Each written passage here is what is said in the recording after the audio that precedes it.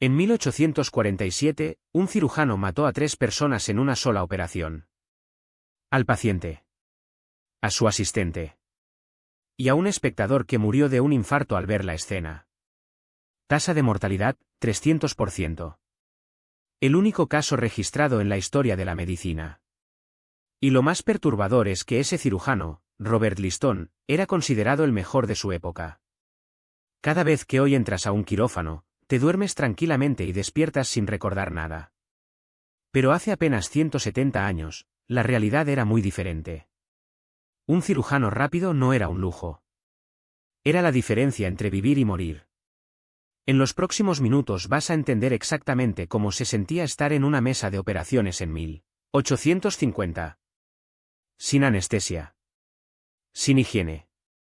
Con apenas 4 minutos antes de que tu cuerpo entrara en shock irreversible. Y al final del vídeo te voy a contar que creían los médicos que era bueno encontrar en una herida. Algo que hoy te haría salir corriendo del hospital. Pero antes de contarte cómo era una operación, necesitas entender algo crucial sobre esa época. Estamos en lo que los historiadores llaman la edad de oro de la cirugía. Suena bien, pero no te dejes engañar. Era de oro para los cirujanos. Para los pacientes era una pesadilla. Los cirujanos de 1850 eran artistas del bisturí. Tenían una habilidad técnica impresionante, una precisión que hoy nos parecería sobrehumana. Pero esa habilidad tenía un precio. La habían desarrollado porque no tenían otra opción. Cada segundo contaba. Cada segundo de más era un segundo más de agonía para el paciente. Un segundo más de sangre perdida. Un segundo más cerca de la muerte. Las estadísticas son brutales. Entre el 30 y el 60% de los pacientes que entraban a una amputación mayor no salían vivos del hospital. En algunos casos, especialmente con fracturas abiertas, la mortalidad llegaba al 80%. 8 de cada 10 personas. Piénsalo un momento. ¿Sabes cuánto duraba una amputación en manos de un buen cirujano? Menos de 3 minutos. Robert Liston, el mismo de la historia del principio, podía cortar una pierna en 30 segundos. Lo cronometraban. Era parte del espectáculo. Pero la velocidad no era lo peor. Lo peor era lo que pasaba después. Ahora imagina que eres tú el paciente. Es 1850. Tienes una infección grave en la pierna. O un tumor. O un cálculo en la vejiga que te hace gritar cada vez que orinas. Has aguantado semanas, meses, quizás años. Pero ya no puedes más. La cirugía es tu última esperanza. Te llevan a una sala. Huele mal. Hay un olor dulzón, metálico, que se te pega a la garganta. Es el olor de la sangre vieja. Del pus. De la carne que se pudre. Te acuestan en una mesa de madera. No hay sábanas limpias. La superficie está manchada de operaciones anteriores. 4 hombres te sujetan. Uno en cada brazo. Uno en cada pierna. Te atan con correas de cuero. El cirujano entra. Lleva una levita oscura, tiesa, que cruje cuando se mueve. Está cubierta de manchas marrones y amarillentas. Sangre seca. Pus. No se la ha lavado en semanas. Quizás en meses. Es su uniforme de trabajo. Su medalla de honor. Cuanto más sucia, más experiencia tiene.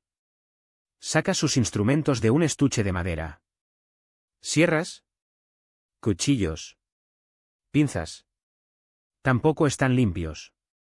Los usó ayer en otro paciente. Y anteayer en otro. Quizás ni los ha limpiado desde entonces. Y entonces empieza. Fanny Burney era una novelista famosa en Inglaterra. En 1811 le diagnosticaron cáncer de mama. No había otra opción. Tenía que operarse. Años después escribió una carta a su hermana describiendo la experiencia. Sus palabras son escalofriantes. Cuando el bisturí penetró, sentí como si mi alma se separara de mi cuerpo. Cuando la herida estuvo hecha, sentí el cuchillo penetrar de nuevo. Y luego el hacha se hundió en los huesos. La agonía era tan grande que casi me hace desmayar. 7 hombres la sujetaron durante toda la operación. Estuvo consciente cada segundo. Cada corte. Cada desgarro. Cada momento. Y mientras gritabas, había algo más en esa sala que hace todo esto aún más perturbador. Lo que nadie te cuenta sobre los quirófanos de 1850 es que no eran lugares privados. Eran anfiteatros. Literales. Con gradas. Con asientos para espectadores. Decenas de estudiantes de medicina se sentaban a observar. A veces había curiosos que pagaban por ver. Era entretenimiento. Un espectáculo macabro donde el dolor humano era la atracción principal. El cirujano no solo operaba. Actuaba. Comentaba lo que hacía. Hacía bromas. Presumía de su velocidad. Robert Liston gritaba a sus asistentes antes de cada operación. Tiempo, caballeros, tiempo. Era su manera de decirles que cronometraran. Que contaran cada segundo. Que fueran testigos de su récord. Y así fue como ocurrió la operación del 300% de mortalidad. Liston iba tan rápido que cuando amputó la pierna del paciente, también cortó los dedos de su asistente. El paciente murió de infección días después. El asistente también murió de infección. Y un espectador en las gradas tuvo un infarto fulminante al ver la escena. 3 muertos. Una operación. Si esto ya te parece una locura, guarda este vídeo porque lo que viene es peor.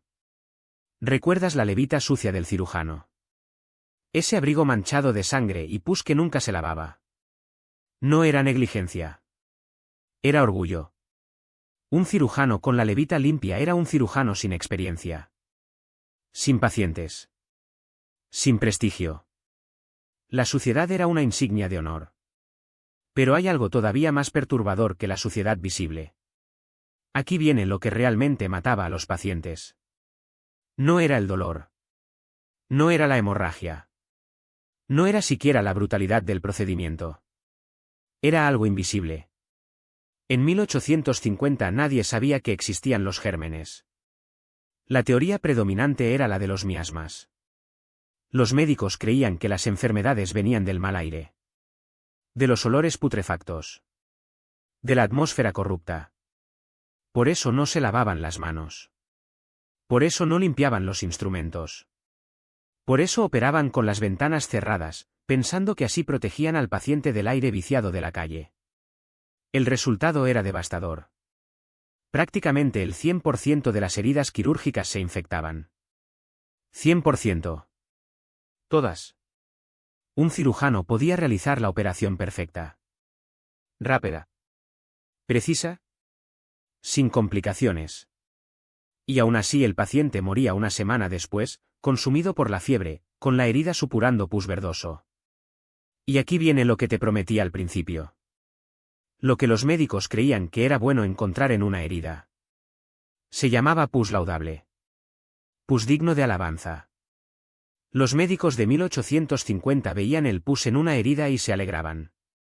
Creían que era señal de que el cuerpo estaba sanando. Que la herida estaba limpiándose. Celebraban la infección como si fuera una bendición. No tenían idea de que estaban viendo exactamente lo contrario. Que el pus era el ejército de bacterias devorando el tejido de su paciente. Que cada gota de esa sustancia amarillenta era un paso más hacia la sepsis. Hacia la muerte. Y lo más perturbador es que cuando alguien intentó cambiar esto, lo ridiculizaron. Joseph Lister propuso en la década de 1860 que los cirujanos se lavaran las manos. Que usaran ácido carbólico para desinfectar. Que los gérmenes invisibles eran los verdaderos asesinos. Sus colegas se rieron de él. Gérmenes invisibles. ¡Qué tontería! Tardó décadas en ser aceptado. Mientras tanto, miles de personas siguieron muriendo por infecciones que hoy curamos con una simple pastilla de antibiótico. Hoy entras a un quirófano y todo es blanco. Estéril. Los cirujanos se lavan las manos durante minutos siguiendo protocolos estrictos. Los instrumentos se esterilizan a temperaturas extremas. Te duermen con anestesia controlada al miligramo. Te monitorizan cada constante vital. Y sales. Vivo. Sin dolor. Sin infección. Como si nada. Hace 170 años, eso era un milagro imposible. La próxima vez que te quejes de la espera en urgencias, o del pinchazo de una vacuna, o de cualquier molestia médica, recuerda esto. Recuerda a Fanny Burney sintiendo cada corte del bisturí. Recuerda a los pacientes atados a mesas de madera manchadas. Recuerda el pus laudable. Vivimos en una época de milagros médicos que damos por sentados. Si te ha parecido interesante este viaje al pasado de la medicina, hay muchas más historias que contar. Sobre epidemias. Sobre tratamientos que hoy nos parecen locuras. Sobre los héroes que cambiaron todo arriesgando sus carreras y sus vidas. Suscríbete para no perdértelas. Y la próxima vez que alguien te diga que cualquier tiempo pasado fue mejor, cuéntale esta historia.